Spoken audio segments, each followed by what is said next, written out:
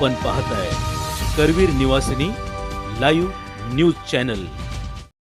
कुणाल कामरा शेपूट घालून पळून गेलेला आहे, त्याचा मोबाईल स्विच ऑफ आहे।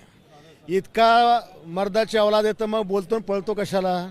जर कुणावर विटंबनात्मक काव्य करायचं, विटंबनात्मक त्याच्या अश्लील शब्दामध्ये अश्लील भाषेमध्ये कमरेच्या खाली त्याच्यामध्ये व्यंग करायचं आणि मग काय पळून जायचं। आणि बघा तुम्ही की त्यांनी त्याची पोस्ट सोशल मीडियावर टाकल्याबरोबर 34 मिनिटांनी संजय राऊतांनी त्याला प्रोत्साहन केलेलं आहे। कुणाल की कमाल म्हणून त्यांनी प्रोत्साहन केलं।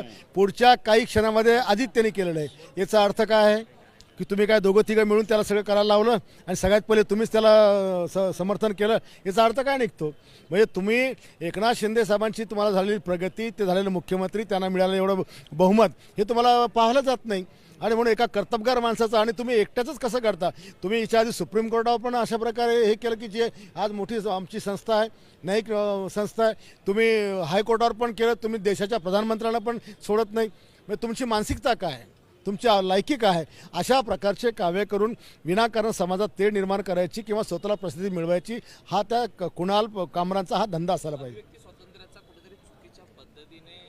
100% एकीकडे संविधान दाखवायचं। संविधान तुम्हाला हे शिकवतं की तुम्ही कोणावरही अशा प्रकारची घाण टीका करा? काय अधिकार आहे तुम्हाला? एखादा व्यक्ती 60, 50, 60, 45 वर्ष राजकारणामध्ये राहून समाजकारणामध्ये राहून 24 तास काम करून आपली इमेज तयार करतो, लोकांच्या काळजामध्ये स्थान निर्माण करतो आणि तुम्ही अशा प्रकारे विटंबनात्मक त्याचं चरित्रहरण करता? कुणी अधिकार दिला तुम्हाला हे सगळं करायचं? त्यांनी देशाच्या पंतप्रधानांवर सुद्धा अनेकदा टीका तेच सांगतो मी की भाजपने कधी आंदोलन केलं नाही। आज शिवसेनेचं आंदोलन झालेलं आहे, त्याच्यावरून सुद्धा अनेक प्रश्न विचारले जातात। बघा, आम्ही तर आमच्या स्टाईलने जगणार। आमची शिवसेना हिंदू हृदय सम्राट बाळासाहेब ठाकरेंची शिवसेना आहे। माझी आपल्या माध्यमांना पण विनंती आहे की आपण सारखं शिंदेसेना अजिबात आपण असं बोलू नका। निवडणूक आयोगाने आम्हाला बाळासाहेब ठाकरेंची शिवसेना म्हणून मान्यता दिलेली आहे, त्या शब्दाचा प्रयोग आपण करावी माझी आपल्याला विनंती असणार आहे। नरेंद्रजी मोदी संदर्भात असं काव्य त्यांनी लिखाण केल्यावर किंवा बोलल्यानंतर भारतीय जनता पक्षाने त्याच्यामध्ये काय रिएक्शन मी काही सांगू शकत नाही, पण आम्ही संवेदनशील आहोत आमच्या नेत्यांच्या प्रती। बाळासाहेबांच्या वेळी ज्या पद्धतीनं खळखटाची भूमिका घेतली जायची, आज त्याचंच प्रात्यक्षिक दाखवलं शिवसेना। मला तेच सांगायचं की बाळासाहेबांच्या विचाराची शिवसेना आणि ज्या ज्या वेळेला बाळासाहेब ठाकरेंच्या विरोधात, त्यांच्या भूमिकेच्या विरोधात या राज्यामध्ये कोणी भूमिका घेतली असेल त्याला शिवसेनेचा प्रसाद मिळालेला आहे आणि आमची शिवसेना त्याच विचाराची आहे। तो भेटला, त्यांनी जर माफी नाही मागितली, कारवाई नाही झाली तर त्याला प्रसाद मिळणार म्हणजे मिळणार। विरोधकांचं असं म्हटलं जातं की कायदेशीर पद्धतीने त्याच्यावरती कारवाई करणं महत्त्वाचं का कुणाला विरोधकांना काय बोलायचं ते जाऊ द्यात, पण ठाण्याचा रिक्षावाला, धाण्याचा दहाडीवाला, चष्म्यावाला गद्दारी करून गेला, हे हे हे हे कोण कशाबद्दल कोणाबद्दल बोलतात? हे तुम्ही सगळे लोक सांगायचे की रिक्षावाला मुख्यमंत्री झाला म्हणून। एक तराचं इनडायरेक्ट ते कोणाबद्दल बोलतात? आमच्या एकनाथ शिंदे साहेबांबद्दल बोलतात ना।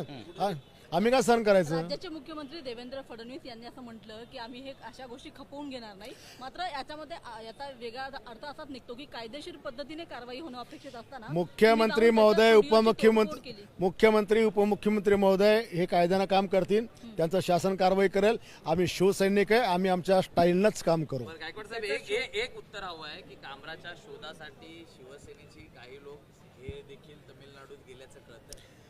कामरांच्या शोधासाठी तामिळनाडूत नाही, आमचे सैनिक रस्त्यावर त्याला शोधणार आहेत, जागोजागी शोधणार आहे। जिकडे त्याचे बसायचे अड्डे, जिकडे मित्र आहेत, आमची सगळी फौज लागलेली आहे।